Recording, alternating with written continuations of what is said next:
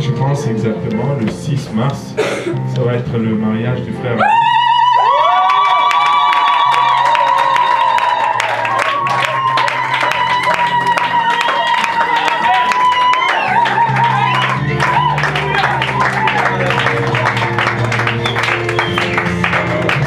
Ça va être un jeudi. Et donc, il y aura ce service ici, mais c'est le frère Achille qui va prêcher. Ceux qui veulent venir ici vont venir.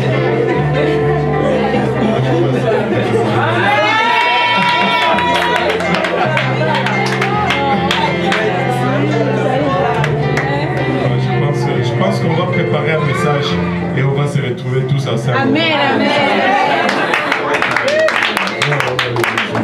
Bien sûr, j'espère qu'il va nous permettre de prêcher durant son mariage. Amen. Bon, voilà. Gloire au nom de Jésus. Ou bien on le fera prêcher lui-même.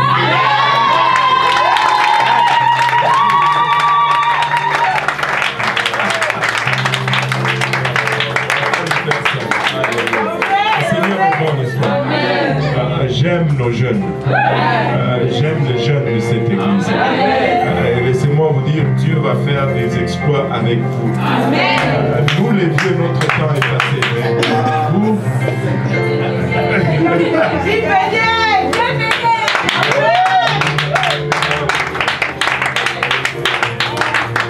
Je rends grâce à Dieu. Nous, on ne fait que maintenir le flambeau et puis il n'y a plus d'oxygène là dans les jambes. Les jambes sont déjà fatiguées. Alléluia. Mais je rends grâce à Dieu pour tous les jeunes. Et vous faites un travail extraordinaire, un travail magnifique. Vous portez littéralement l'œuvre sur vos épaules à Montréal. Et je prie tous les jours pour vous. Que le Seigneur vous garde, que le Seigneur vous prospère à tous égards et que le Seigneur vous utilise d'une façon puissante. Et vous n'avez pas encore vu la moitié de ce qu'il veut faire avec vous. Donc ne soyez pas distraits, ne vous laissez pas distraire par tout ce qui se fait à gauche, à droite. Soyez focusés, concentrés comme un laser sur la croix, sur l'objectif de Dieu. Et vous allez voir de grandes choses. Alléluia. Et aujourd'hui, on va faire honneur aux jeunes. Un des jeunes va prêcher, nul autre que le frère Yannick Mbounou.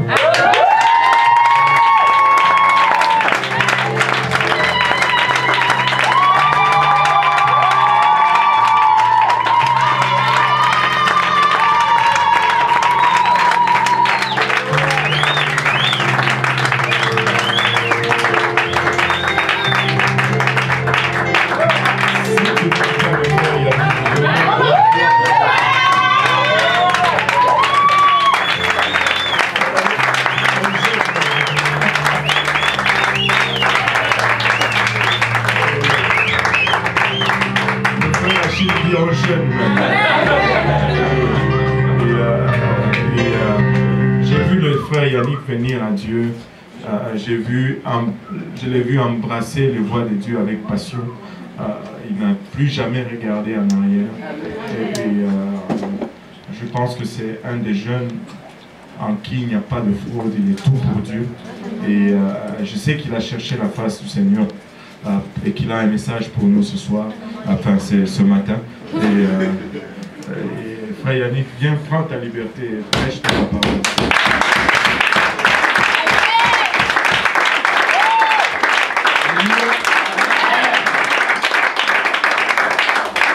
Merci pasteur.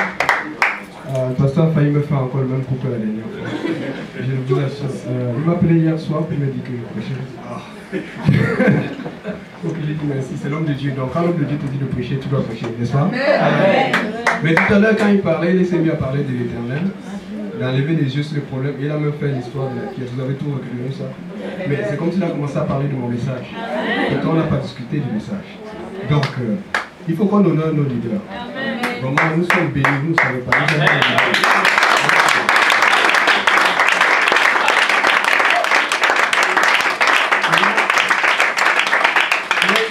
Me venait à la tête récemment. Vous savez que les anglophones aux États-Unis, ils ont beaucoup d'églises pentecôtistes qui sont dans la vérité. Et ils influencent le monde de l'évangélisation. Mais vous savez que l'évangélisation francophone est de plus en plus en train de grandir. Et je me disais, quels sont vraiment les vrais leaders francophones qu'on a? Je regardais un peu. On connaît le pasteur Graham, c'est vraiment un très bon leader. Mais le pasteur Graham est originellement anglophone. Il prêche souvent en français, mais il ne parle pas aussi bien le français que le francophone. Mais quand je réfléchissais à ça, je me suis dit que mais où se trouvent présentement les meilleurs prédicateurs francophones du monde entier? Ils sont à l'Est.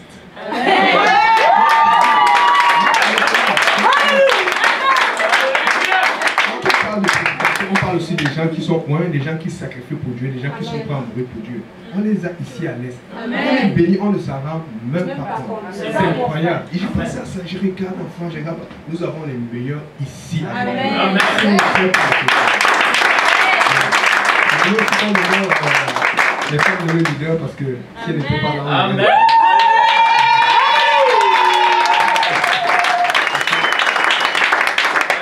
dernièrement encore, quand je cogitais toujours dans la méditation, je me suis rendu compte d'une grâce que Seigneur m'a faite parce que les gens qui veulent se marier vite là comme le frère Aboula, ce n'est pas mauvais.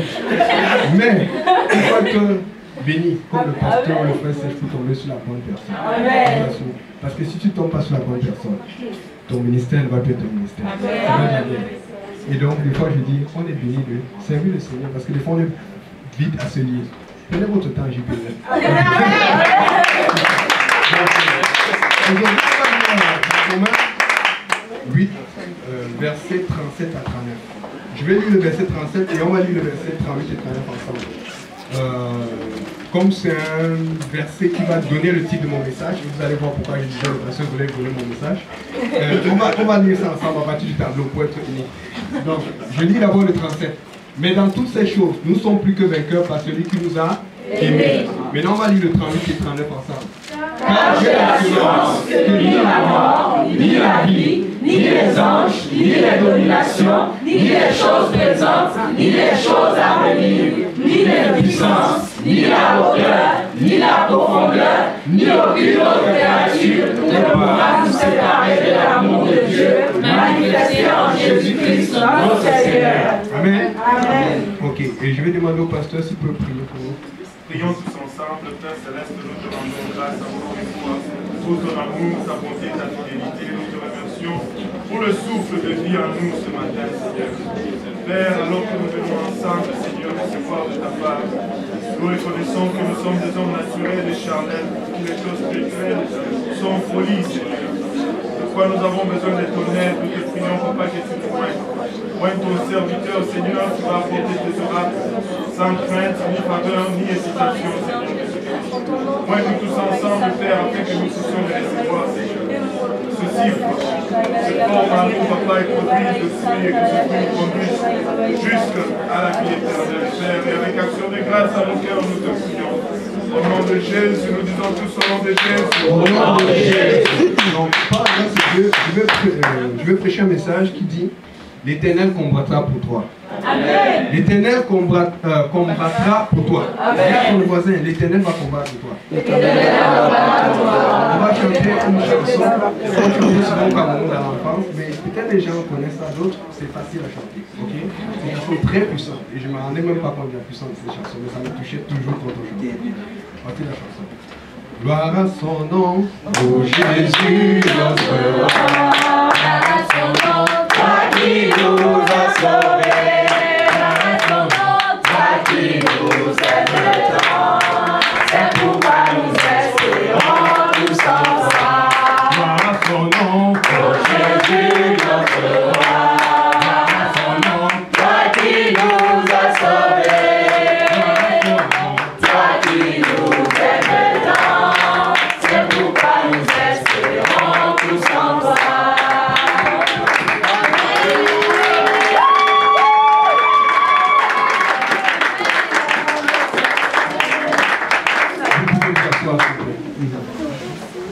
Donc, je suis allé dans parmi mes recherches, j'ai trouvé des choses très intéressantes.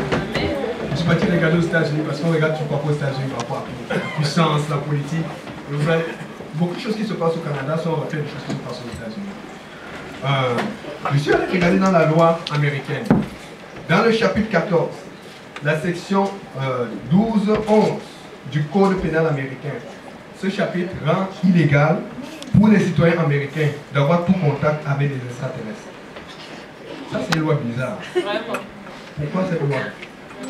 Ça dit que si tu as un contact avec les extraterrestres, on peut te mettre en prison ou on peut te donner une pénalité financière ou autre.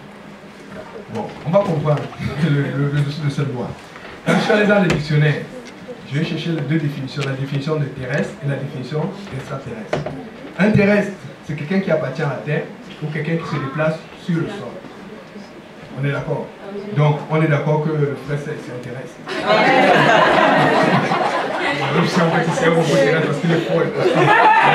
Si on voit par exemple des soeurs comme la soeur Loretta ou la soeur Agnès, moi je dirais qu'elles sont extraterrestres. Pas extra parce que mais parce qu'elles ont beaucoup de fougue.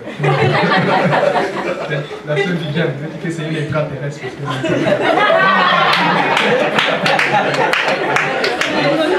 la Chine, je dis que c'est un musico-terrestre. Bon, si on voit le frère Lionel ou le frère Abou, ce sont des fiancés terrestres.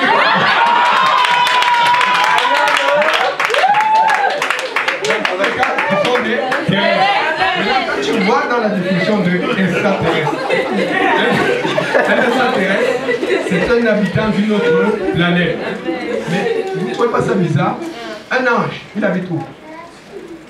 Au ciel. Donc l'ange, c'est un extraterrestre. Jésus habite où? Au ciel. Donc ce qui veut dire que, indirectement parlant, si tu as contact avec un ange ou avec Jésus-Christ, tu peux être... Ils savent ce qu'ils font. Ils sont courants ce qu'ils font. Maintenant, quand on va lire dans Exode 14, verset 14,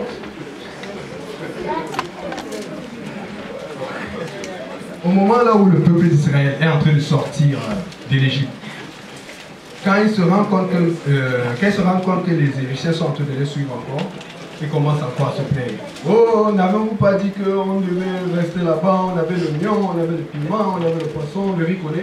Et puis, comment ça dit? Mais comment on va faire? Moïse dit, l'Éternel combattra pour vous.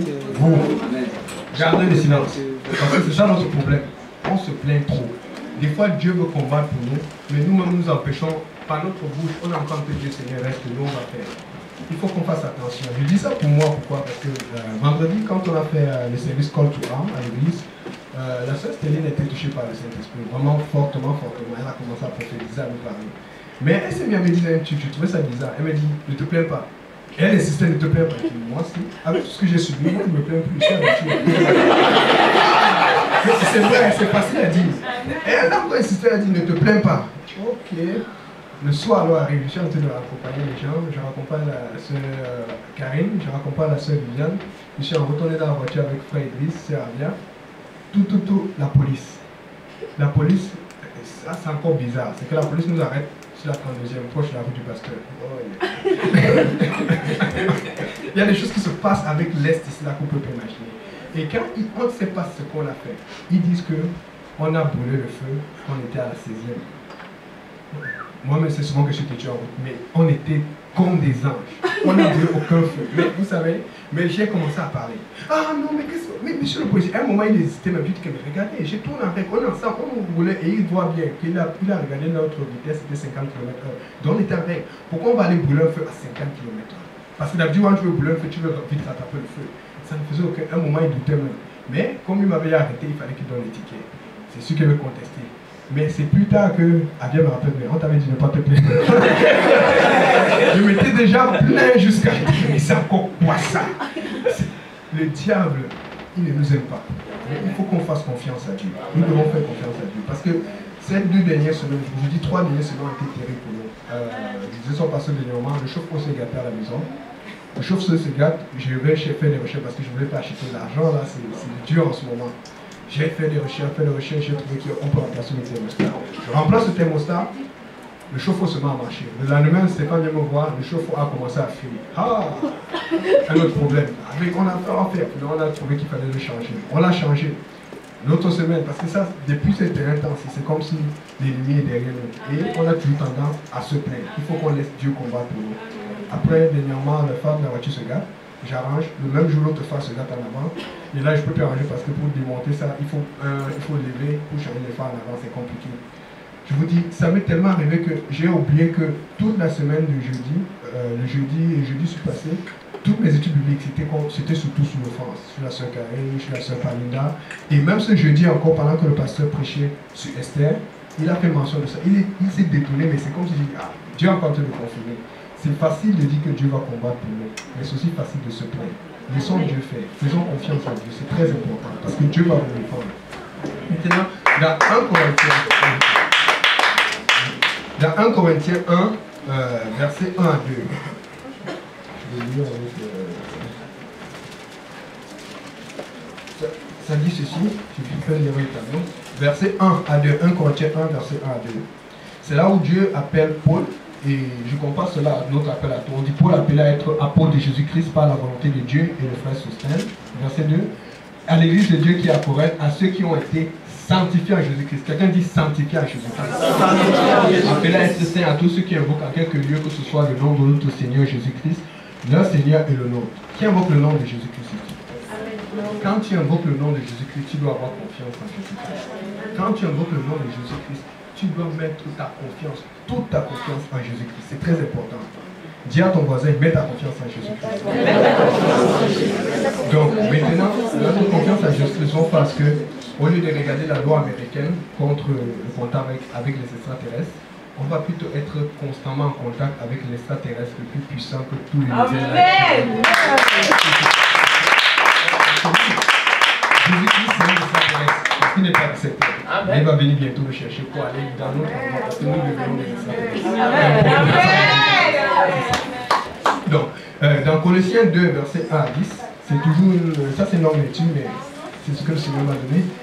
On va lire Colossiens chapitre 2, versets 1 à 10.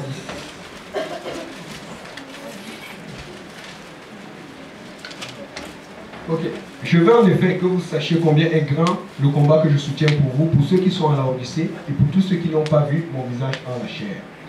Afin qu'ils aient le cœur rempli de consolation, qu'ils soient unis dans la charité et enrichis d'une pleine intelligence pour connaître le mystère de Dieu, savoir Christ. Le mystère dans lequel sont cachés tous les trésors de la sagesse et de la science. Je dis cela afin que personne ne vous trompe pas de discours séduisants. Dis à ton voisin que personne ne te trompe pas de discours séduisants. Dis à ton voisin, fais confiance à Christ. Car si je suis absent de corps, je suis avec vous en esprit, voyant avec joie le bon ordre qui règne parmi vous et la fermeté de votre foi en Christ. Afin, ainsi donc, comme vous avez reçu le Seigneur Jésus-Christ, marchez en lui. Étant enraciné et fondé en lui et affermi par la foi d'après les instructions qui ont été données et abondé en actions de grâce. Prenez garde que personne ne fasse de vous sa foi par la philosophie et par une vaine tromperie, s'appuyant sur la tradition des hommes, sur les rudiments du monde et non sur Christ. Car en lui habite corporellement toute la plénitude de la divinité. Vous avez tout pleinement en lui qui est le chef de toute domination et de toute autorité. Dis, le Seigneur est le chef de toute domination et de toute autorité. Dis ça de moi. Voici comment je transpose ce verset-là pour nous. Nous avons des leaders ici présents.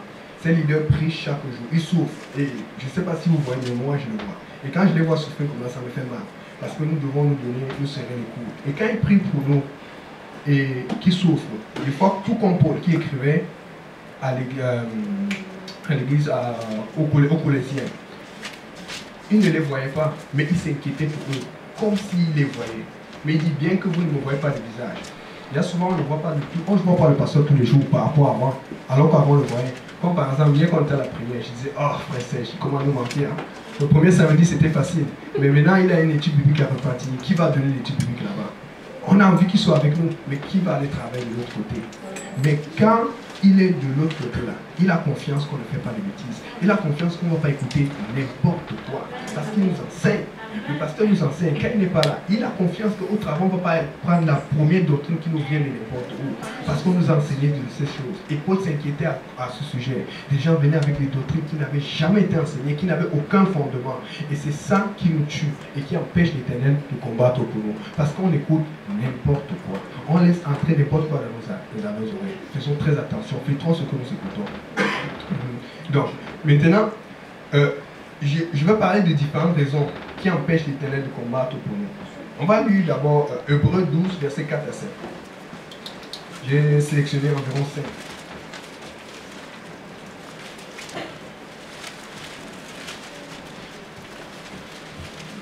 Hébreux 12, versets 4 à 7.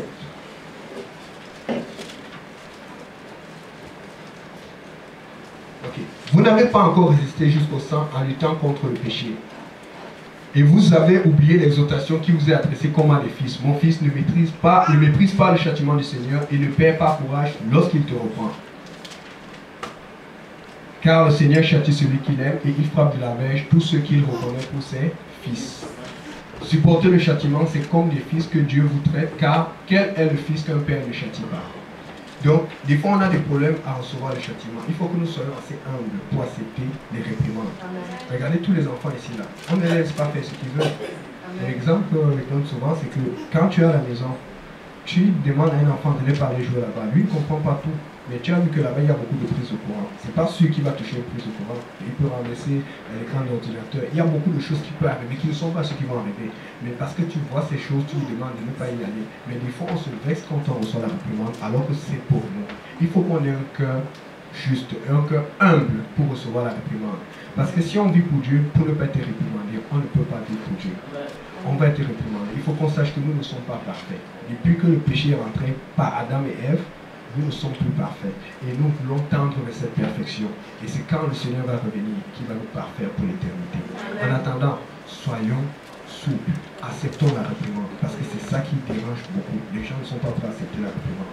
Et donc, quand Dieu veut parler pour nous faire changer la vie ou le chemin, des fois c'est difficile. Et des fois, il va passer par le pasteur. Des fois, il va passer par les frères. Des fois, il va passer par l'ancien de l'église.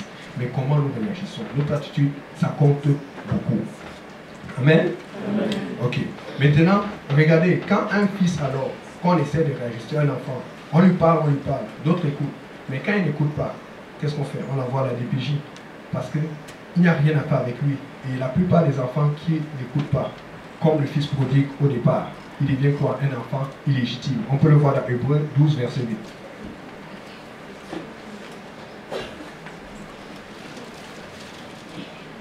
Mais si vous êtes exempt du châtiment auquel tous on part, on dit auquel tous on part, si vous faites partie de l'église, vous allez avoir part au châtiment. Vous êtes donc des enfants illégitimes et non des fils. Moi, je veux pas être illégitime. Qui veut être fils de Dieu? Si vous êtes fils de Dieu, vous devez avoir part au châtiment. On doit vous châtier. Souvent, ça va faire mal, souvent, ça va cogner un peu, mais on doit vous châtier. Donc, dis à ton voisin, sois châtiable.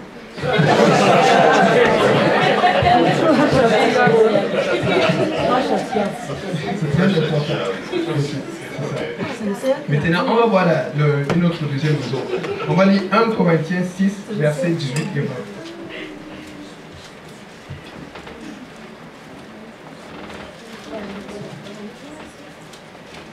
1 Corinthiens 6, versets 18 à 20.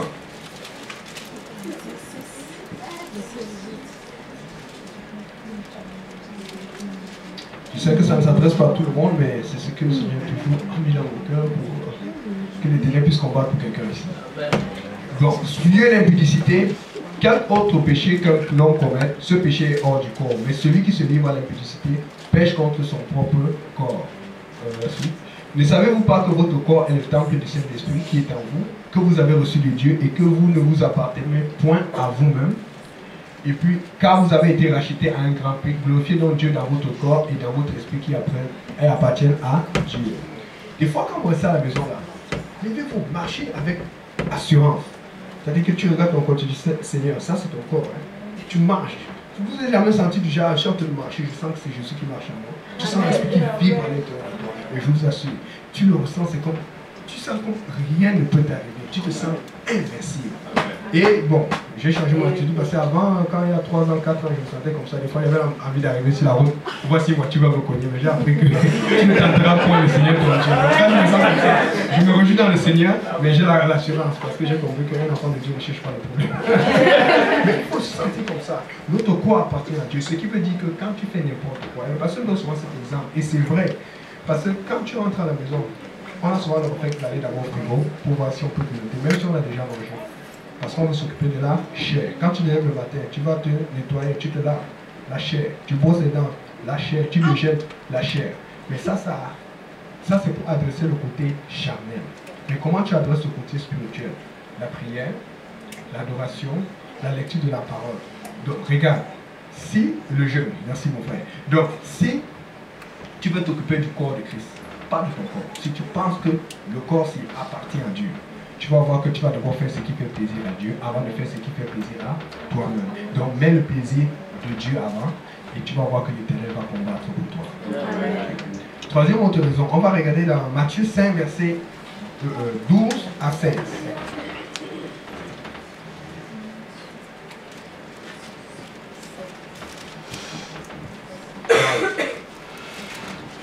Réjouissez-vous et soyez dans la Christ parce que votre récompense sera grande dans les cieux, car c'est ainsi qu'on a persécuté les prophètes qui ont été avant vous. Vous êtes le sel de la terre, mais si le sel perd sa saveur, avec quoi la lui rendra-t-on? Il ne sert plus qu'à être jeté dehors et foulé aux pieds par les hommes. Vous êtes la lumière du monde, une ville située sur une montagne ne peut être cachée. Jusqu'à 16, oui. Et on n'allume pas une lampe pour la mettre sous le poisson, mais on la met sur le chandelier et elle éclaire tous ceux qui sont dans la maison. Que votre lumière luise ainsi devant les hommes, afin qu'ils voient vos bonnes œuvres et qu'ils glorifient votre Père qui est dans les cieux. Amen. Maintenant, quelque part, il faut regarder ceci. Comme toujours, le pasteur nous a enseigné, il y a des gens qui sont des chrétiens espions. On apprend un jour qu'on le voit aller à l'église, on dit, hey, toi aussi tu es allé à l'église, parce qu'au travail, il n'avait pas les chrétiens. Donc il y a des gens dont la lumière luit seulement à l'église, mais au travail ou à la maison, ça ne luit pas. C'est un problème. La lumière doit encore beaucoup plus luire au travail, parce que c'est là où il y a des âmes à sauver. Ça doit encore beaucoup plus luire à l'école, à la maison, parce que c'est là où il y a le monde chrétien. À l'église, tout le monde est bien, tout le monde écoute, tout le monde fait attention, tout le monde se regarde, tout le monde est minutieux. Mais dehors, c'est là où tu deviens toi-même. C'est là où tu deviens toi-même. Et Jacques dit ça dans son livre quelque part, il dit que est-ce qu'une source d'eau peut donner de l'eau douce et de l'eau amère? Ça ne marche pas. Soit c'est de l'eau douce, soit c'est de l'eau amère. Mais il y a des gens qui sont sucrés quelque part, mais amers ailleurs. Ça ne marche pas avec le Seigneur. Il faut qu'on soit doux tout le temps. Et l'Éternel va combattre pour nous. Amen. Donc, il faut savoir que l'Église, c'est la source. C'est là où Dieu nous nourrit, c'est là où Dieu nous équipe. Parce que l'Église, c'est la mère de Christ. Et quand Dieu nous équipe, qu'est-ce qui se passe? On peut aller dehors, évangéliser et faire amener d'autres personnes dans le royaume des cieux. D'accord? Quatrième autre point, 1 Thessaloniciens 5, verset 19.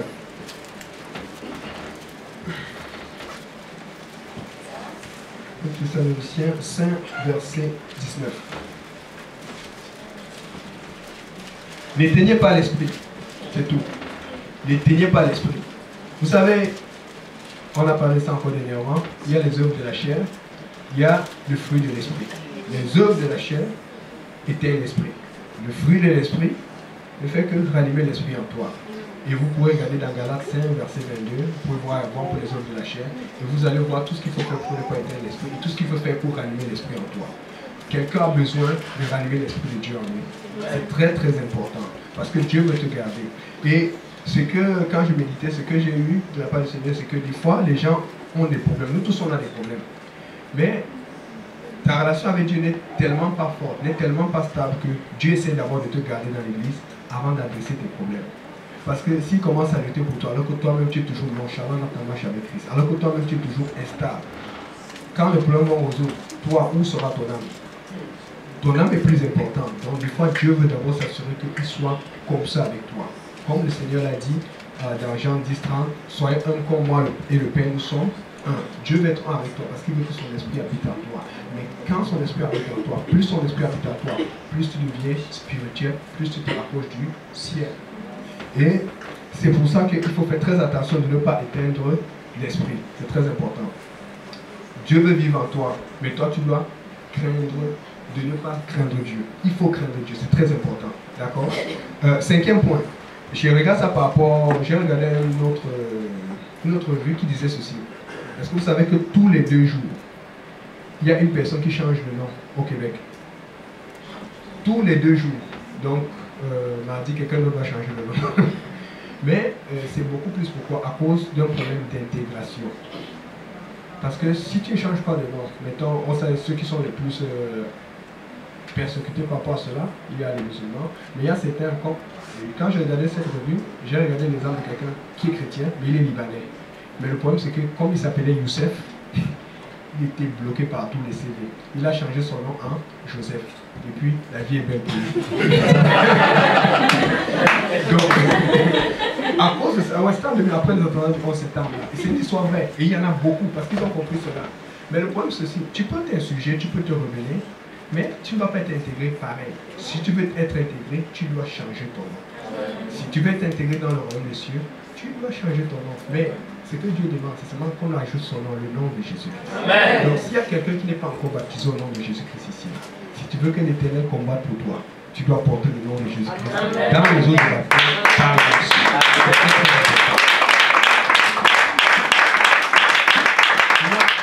Je voulais parler d'un exemple particulier, de quelqu'un qui est impressionnant, qui a marqué l'histoire, qui est mort aujourd'hui, mais qui a marqué, quelqu'un qui ne reculait pas, parce que Dieu ne veut pas qu'on recule, mais qui à un moment de sa vie a reculé.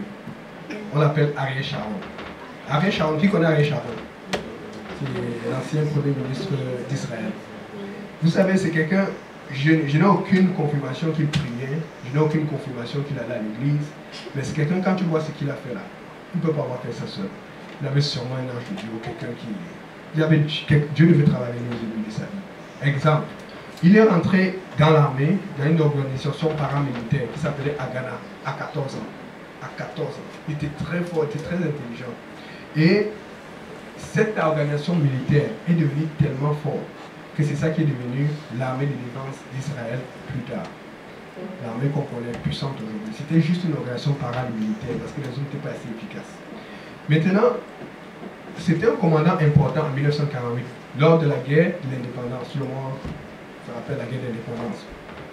Mais il a été gravement blessé à l'aine, à l'estomac et puis au pied. C'était une très grave blessure, il aurait pu mourir. Mais il n'est pas mort. Parce que c'est encore la grâce de Dieu. En 1953, il a reçu la demande du Premier ministre pour faire partie d'une branche spéciale d'élite de l'armée de défense d'Israël, appelée Unité 101. Cette unité a mené des opérations de guérilla suite aux attaques des Palestiniens, parce que les Palestiniens attaquaient trop et il fallait les calmer. Et pour les calmer, on a dit, bon, il fallait chercher Ariel Sharon. Vous savez, le problème avec Ariel Sharon, c'était quelqu'un qui ne regardait pas au principe. Lui, c'était un guerrier. Il cognait fort. Et des fois, quand tu cognes fort, les gens vont te dire calme-toi, tu fais trop. Fais attention à qui tu quittes pas. Si ce n'est pas le pasteur qui te dit calme-toi, ne te calme pas. Si ce n'est pas le leader qui te dit calme-toi, ne te calme pas.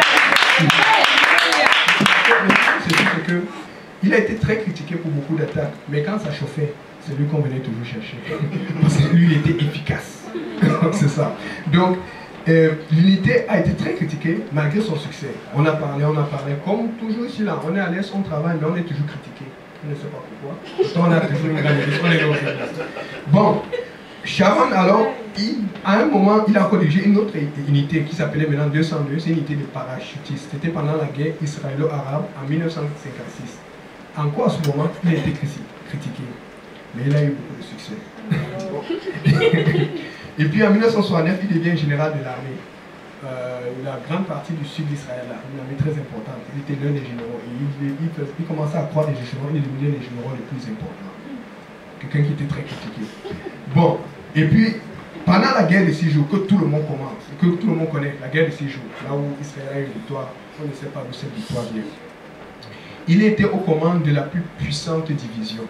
Ça, c'est une division qui a fait le plus de ravages. Vous savez, la guerre de 6 jours-là, parce que tout le monde le sait, la façon dont Israël a gagné la guerre, jusqu'à présent, on ne peut pas expliquer. Vous allez sur YouTube, il y avait regardé un reportage une fois là. Ils te disent, ils vont te parler d'avions, ils vont te parler de telle chose, de stratégie. Même jusque-là, ça ne marche pas. Comment tu peux être entouré par tout un tas de pays qui sont pas à te bombarder, à te détruire. Mais tu arrives à aller cogner là, et tu as le temps pour aller cogner ici là. il y a quelque chose qu'on ne comprend pas là-dedans. Mais n'empêche qu'Arel Sharon, il faisait partie de cette division qui était très importante, la division la plus puissante et la plus importante. Maintenant, il faut voir aussi dans ses principes, il était en faveur de la colonisation. C'est-à-dire que prendre les territoires. Et si vous voyez les territoires juifs qu'on a aujourd'hui là, quand on lit dans Josué, quand on lit même avant et après, vous allez voir que les territoires d'Israël, c'est l'ancien, ça quittait de la mer jusqu'au fleuve de l'Euphrate. Le fleuve de l'Euphrate, c'est où aujourd'hui? C'est environ soit en Iran, soit en Irak. Il y a une grande partie de tous les pays arabes qu'on voit aujourd'hui qui devaient appartenir à Israël. Mais parce qu'Israël n'a pas cru en Dieu, parce qu'Israël est tombé dans les Baals et est tombé dans n'importe quoi, ils ont perdu tout le territoire que les Juifs ont. Ça fait facilement moins de 20% du territoire qu'ils devaient avoir dans la promesse du Seigneur. Mais Dieu a quand même combattu pour eux quand ils ont cru. Mais imaginez, ce qui veut dire que Dieu a beaucoup de choses pour toi. Dieu veut combattre pour que tu aies une grosse victoire. Mais si tu ne fais pas la volonté de Dieu, si tu n'es pas soumis à Dieu, tu vas perdre ta victoire. C'est à toi d'être soumis à Dieu. Maintenant, en septembre 2000, il était leader de l'opposition. Il était encore dans l'opposition, mais c'était un leader très important. Il avait beaucoup d'influence sur le régime israélien. Il se rend au mont du Temple, qu'on connaît, c'est l'endroit le plus sacré pour les Juifs. Mais le même mont du Temple, pour lequel les Juifs et les Palestiniens se discutent aujourd'hui, c'est le 3e lieu sacré chez les islamistes. Et comme Arel Sharon n'était pas seulement quelqu'un qui avait des méthodes solides, mais c'est quelqu'un aussi qui avait une bouche qui parlait et qui avait l'assurance de ce qu'il disait, il a dit ceci, il déclare que cet endroit restera en pleine négociation avec les Palestiniens. Lui vient, étant leader, il a dit cet endroit restera sous contrôle perpétuel israélien. À cause de cette dit, les Palestiniens, un leader de l'opposition, c'est même pas le gouvernement qui a dit, les Palestiniens se sont mis en colère et ça a déclenché la deuxième intifada. C'est fini en 2016, 5 ans. Le bombardement, les attentats, tout ce que vous avez vu là, c'était grave. Parce que lui là, parce qu'on le connaissait et les gens avaient déjà peur de lui, même étant à l'opposition, parce qu'on connaissait. Et je vous assure, le diable vous connaît et il a peur de vous. Il vous voit venir. Il vous voit venir, il voit les futurs pasteurs, les futures femmes de pasteurs, il voit des personnes qui vont te oindre et qui vont chasser les démons, qui vont guérir des malades, qui vont faire des miracles. Et il est en train de paniquer. Et regardez ici là. Il devient Premier ministre en 2003. Quelle surprise. On dirait que tout allait bien pour lui. Tout allait bien. La seule chose que tu vois qui le pousse, c'est qu'il avait la bonne vision. Quand tu as la bonne vision, Dieu va te pousser. Il avait la bonne vision. Et quand il est devenu Premier ministre en 2003, dans ses premières années de politique, il a commencé à faire des politiques agressives de défense d'Israël. Et c'est lui qui avait sorti cette affaire de barrière pour protéger Israël, le mur et tout cela. Lui ne riait pas, parce qu'il savait que si tu veux protéger ton peuple, mieux vaut que tu empêches que les mauvaises personnes viennent l'affecter, les gens rentrent dans les territoires n'importe comment. Voilà pourquoi quand le pasteur vous dit, faites attention, ne laissez pas les mauvaises habitudes, les mauvais contacts, c'est pour vous protéger. Et ça a marché. Il continuait. Mais, il y a eu un problème. Quelqu'un dit mais. Au fil des temps, Arel Sharon, avec le pouvoir peut-être, avec la notoriété, avec tout qui lui réussissait, il a commencé à changer de point de vue. Et en mai 2003, il a lancé ce qu'on appelle le chemin vers la paix. Ça allait beau, ça allait bien, parce que on sait que Dieu c'est un Dieu de paix. Mais il faut comprendre quelque chose, le diable ne veut pas la paix. Le diable va essayer de t'utiliser comme Dieu va essayer de t'utiliser. Dieu, si tu lui fais confiance, il va combattre pour toi. Mais le diable, il va combattre contre toi pour te détruire. Maintenant, il faut comprendre ceci. La paix, c'est bien. Mais la seule paix, c'est la paix que Dieu donne. Le diable, le monde ne nous donne pas la paix. Ils ne vont jamais donner la paix. Il faut que ce soit clair. Ne pense pas que le monde va te donner la paix. Et pour la première fois, il a commencé à changer de façon de voir. Quand il a changé de façon de voir, qu'est-ce qui se passe? En 2005, il fait un programme de retraite unilatéral, c'est-à-dire que sans discussion, dans la bande de Gaza. Il autorise l'expulsion forcée de 9480 colons juifs. Ça fait beaucoup de personnes. Dans 21 colonies à Gaza. À Gaza, comme vous connaissez, qui est un des gros problèmes aujourd'hui. C'est un endroit le plus démographiquement élevé. Là où il y a beaucoup de Palestiniens, le taux de natation est très élevé. C'est un problème aussi. Ils ne peuvent même plus entrer à Gaza aujourd'hui parce qu'il y a tellement de gens. Mais c'est l'erreur qu'il a fait. Il a enlevé 21 colonies à Gaza et 4 colonies à Cisjordanie. Je vais vous expliquer le truc. Si on peut voir ça spirituellement. C'est comme si le pasteur venait vous dire, c'est comme si. C'est comme s'il venait vous dire que, bon, vous voyez, on a beaucoup lutté et le monde, ils disent que, ah non, c'est quoi ces affaires de baptême au nom de Jésus-Christ, baptême du Saint-Esprit, c'est quoi cette affaire de sainteté? Non, vous n'avez pas besoin de tout cela. Bon, on va s'arranger avec le monde. Ce qu'on va faire, on va arrêter l'église de l'Est, on va lever l'église, on va lever nos colonies qu'on est en train de bâtir, on va revenir à Saint-Laurent pour essayer de faire la paix. Comme ça, les gens vont venir pourquoi à l'église? Est-ce que ça marche? Non. Et c'est ce qu'il était en train de faire. Il était en train de négocier avec l'ennemi. Quand tu négocies avec l'ennemi, tu perds la main de Dieu. Bizarrement, c'est là où les problèmes ont commencé. Il a fait ça en 2005. C'était autour de août, entre le 16 et le 30 août 2005.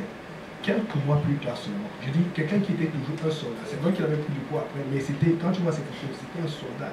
Il n'a pas pris une maladie. Quelqu'un qui a été blessé en guerre, gravement blessé, qui a failli mourir, qui avait la main de Dieu. Il y a quelque chose qui se passe avec lui. Parce que Dieu va toujours utiliser quelqu'un pour protéger son peuple.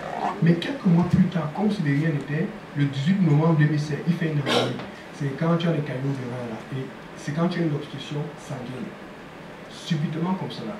Je ne sais pas si c'était un avertissement, mais il est sorti de l'hôpital, ça s'est bien arrangé. Mais ce sont des problèmes qui sont arrivés subitement. Alors qu'il a commencé à prendre des décisions subites, qui étaient différentes de toute la vision qu'il avait toujours eue. C'est pour ça que dis à ton voisin, ne recule pas.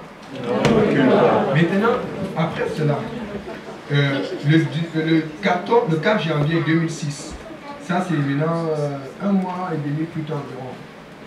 Juste toujours, quelques temps après qu'il ait commencé à changer sa façon de voir, sa vision. Parce que quand Dieu te donne une vision, tu ne changes pas. Il a fait une hémorragie cérébrale. Il a été maintenant cette fois-ci amené aux urgences. Je ne sais pas si la première embolie c'était un avertissement. Toujours est-il qu'il n'avait pas changé d'avis après. Et quand il a été amené aux urgences, on lui a mis, le 1er février finalement, on lui a mis un tube. Et vous connaissez ce qui s'est passé jusqu'à aujourd'hui. Il a fait quoi? 8 ans dans le coma, je pense. Il est mort dernièrement. Juste parce qu'il a changé de vision. Ça s'est passé en quelques temps. Quelqu'un qui était en bonne santé, quelqu'un qui allait bien, quelqu'un qui réussissait dans tout ce quelqu'un qui était critiqué, mais qui continuait dans sa vision. Vous allez être critiqué, mais continuez dans la vision. Et quand il a changé de vision, l'Éternel ne combattait plus pour lui. Quand il a changé de vision, l'Éternel ne combattait, c'est très important. Et ici alors, lorsque tout seulement s'est passé, il a eu des traitements de longue durée. Maintenant, le message n'était pas long, si le frère peut donner pour la musique, s'il vous plaît. Je vais raconter une histoire que j'ai entendue. Je ne sais pas si les autres y croient, mais moi je le crois. Je le crois fermement. Ça, c'est à propos de la guerre de 6 jours. Vous pouvez aller, je vous invite, allez sur YouTube, allez sur Internet, tapez la guerre de 6 jours. Là, moi, si vous êtes honnête, ils essaient d'expliquer ça sur le plan charnel, c'est-à-dire que sur le plan réel. Parce que vous savez que le peuple charnel de Dieu, c'est Israël. Mais le peuple spirituel de Dieu, c'est nous, l'Église. On est d'accord? Ok. Maintenant, voici ce qui s'est passé. Ça, c'est ce que les gens racontent. Mais qui ne veulent pas mettre dans le reportage. Ils disent ceci, que lors de la guerre des 6 jours, tout le monde, je dis tout le monde, pour une raison inconnue, si vous voyez bien, d'habitude les États-Unis intervenaient, ils avaient intervenu la Deuxième Guerre mondiale, mais la guerre de 6 jours, à cause du président de l'époque, il y a pour une raison politique, comme ça se passe aujourd'hui en Syrie ou en Libye, avant qu'ils n'interviennent, ils attendent que les gens meurent bien, avant de dire que non, pour la moralité, ils laissent les gens mourir, après ils disent que non, il faut intervenir. Mais pour une raison qu'on ne connaît pas, les États-Unis ne peuvent pas intervenir, ils ont dit qu'ils vont attendre. Mais pendant ce temps, Israël devait se débattre seul. Et Israël dit, ok, on va faire la guerre. Et ils étaient prêts à faire la guerre pour défendre leur territoire.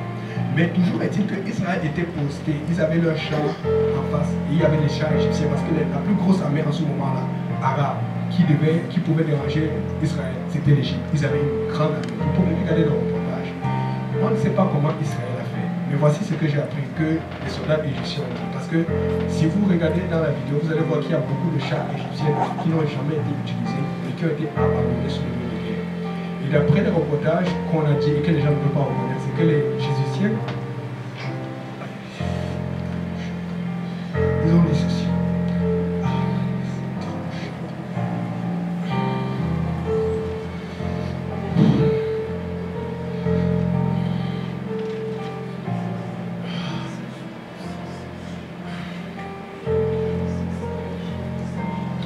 Ils ont dit ceci. Ils ont dit que pendant qu'ils étaient dans leur char, ils ont vu des anges derrière les lignes d'Israël. Et ils n'arrivaient plus à bouger. À cause de cela, tout le monde a sorti de ces chars. Et ils sont fuis parce qu'ils ont dit que si on reste ici là, nous sommes morts. Et c'est à cause de cela qu'ils ont abandonné leurs chars. Ce n'est pas à cause des chars d'Israël. Ils ont vu derrière tous les avions d'Israël, ils ont vu des grands anges. Ces anges étaient tellement forts, ils avaient l'air tellement hauts. qui ne savait pas quoi faire. Je veux dire à quelqu'un ici, c'est que si tu ne fais pas confiance à l'Éternel, tu vas perdre ta victoire. Si tu ne fais pas confiance à l'Éternel, tu vas perdre ta victoire. Tu dois faire confiance à Dieu. Parce que Dieu va combattre pour toi. Dieu va combattre pour toi. Dieu va combattre pour toi.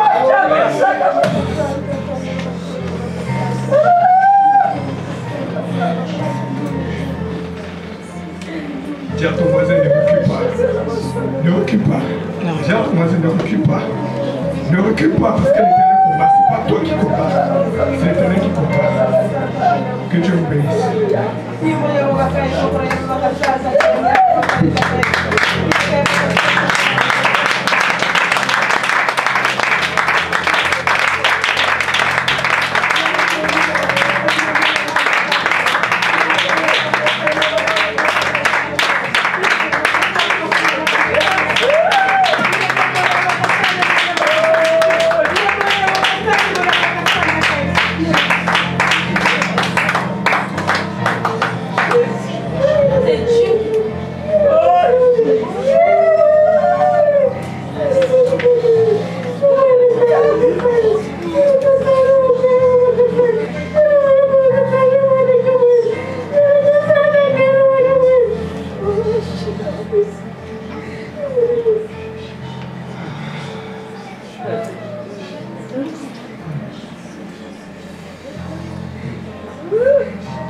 Si tu es en train de passer à travers un temps difficile et que tu es en train de vivre une crise de confiance, je vais te demander de venir à l'avant parce que Dieu va combattre pour toi.